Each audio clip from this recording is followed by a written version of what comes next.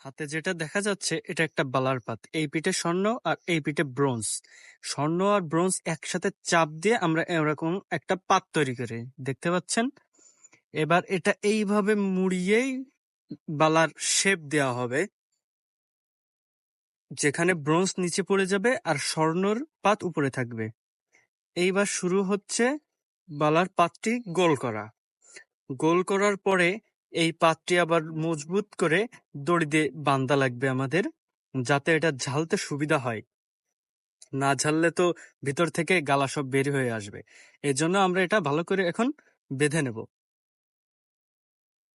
বাঁধার কাজ শেষ হবার পরে এটা ঝালা হবে। ঝালার পরে সেটা চুড়ির আকার দেওয়া হবে। চুড়ির আকার দেওয়ার পরে শুরু হবে এর মূল কাজ, অর্থাৎ নকশার কাজ। এইভাবে আমাদের সুদক্ষ কারিগর তার হাতের নিপুণ নিখুঁত ভাবে ঠুকে ঠুকে এইভাবে নকশা ফুটিয়ে তুলবে ব্রোঞ্জের পাতের উপরে। উপরে আছে স্বর্ণ আর নিচে আছে এটা ব্রোঞ্জ। এটাকে আমরা স্বর্ণকারের ভাষায় ছান্দাবালা বলি।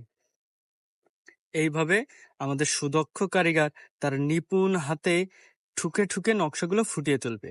আর তারপরে কালার ফিনিশিং করার পরে তৈরি হয়ে গেল আমাদের সুন্দর এক পিস বালা, সান্দাবালা। দেখতে পাচ্ছেন রং পালিশ ও ফিনিশিং পরে কত সুন্দর দেখা যাচ্ছে এই বালাটি।